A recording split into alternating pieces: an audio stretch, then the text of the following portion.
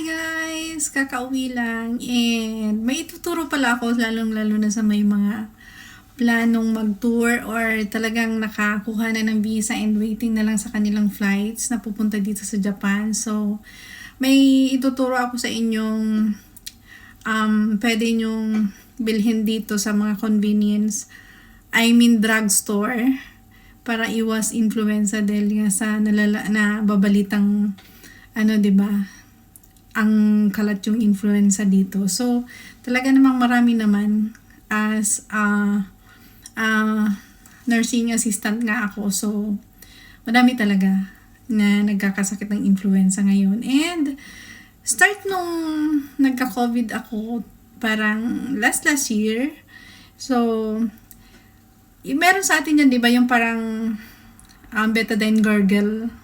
So, ito yon. Dito naman sa Japan, pwede nyong hanapin ito. Yan. Maubos na nga eh. Paubos na. Yan, patak-patak lang naman to sa tubig. So, ito yung i-gargle nyo. Pumili kayo niyan para iwas, diba, sakit. And, meron ako yung tuturo. Ito naman. Panglinis siya ng ilong. Usually sa mga bata, maganda to kapag sobrang, congested yung ilong ng bata. So, maganda to. Hindi doon sa mga babies. Yung mga bata na talaga na kaya ng suminga. So, ito siya. Ito lang yung ginamit ko nung nagka-COVID ako. So, kasi parang almost magti 3 weeks na ako nun positive pa din. Every swab sa akin positive. So, hindi ko na alam. Nagtatanong na ako doon sa doktor namin, ano pa bang pwede kong inumin para lang mag-negative ako kasi yung virus ko ang taas pa din daw nung count. Okay lang kung medyo bumaba na dun sa meron pa rin pero mababa. Pwede na akong papasukin sa hospital noon. Magmamas lang ako.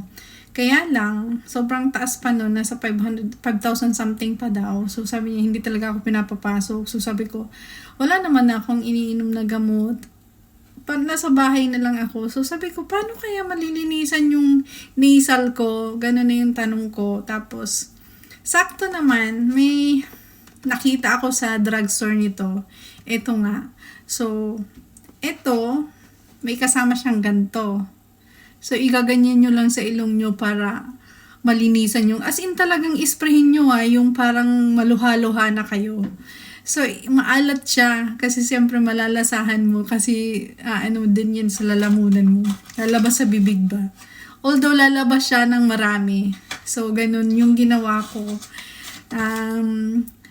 Pinupuno ko siya tapos ganyan.